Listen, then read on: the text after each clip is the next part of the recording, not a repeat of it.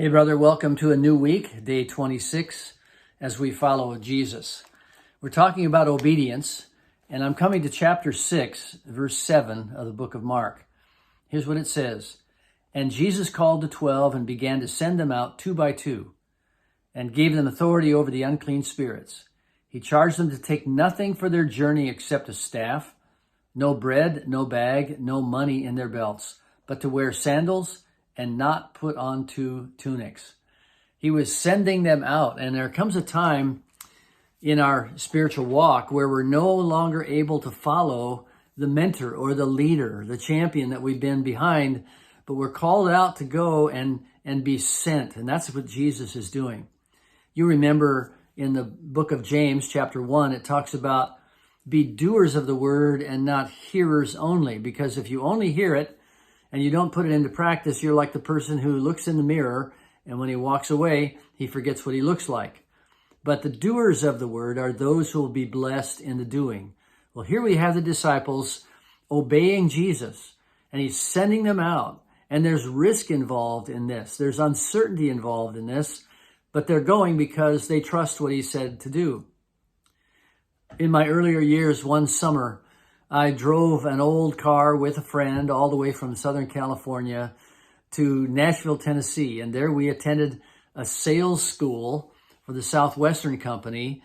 And we were being trained to go and sell dictionaries door to door for the summer.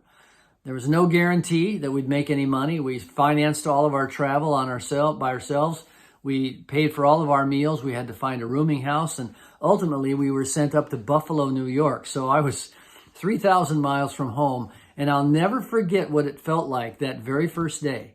Here we were trained, we knew the spiel, we knew the product, we knew what we're supposed to do, but I remember walking out on that first Monday morning in Williamsville, New York, and looking down the block and recognizing I need to step up and go actually to the very first door, knock on the door, greet whoever's there, and go into my talk with them.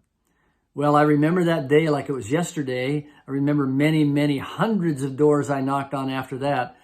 But you'll never forget the first time when you're sent to do something and you realize, I need to do this. No one else is going to do this for me.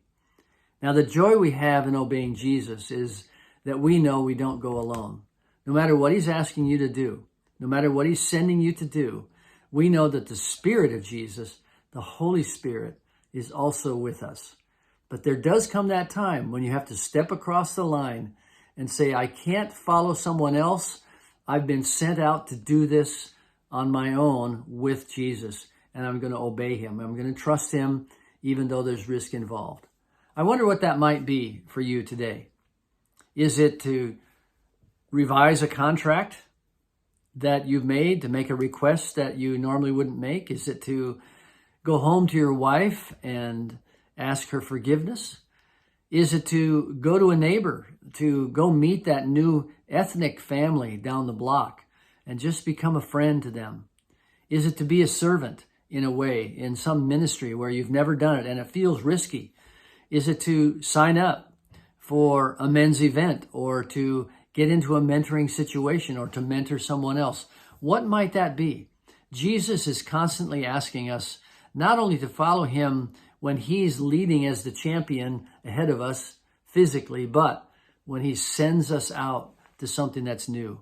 What an exciting, adventurous life to trust Jesus, to go out by faith, and to be his disciple. What is that for you today? I challenge you to identify something and to be sent by Jesus into that challenge. He will go with you. He will bless you. You will see his power. Let's do that today. God bless you.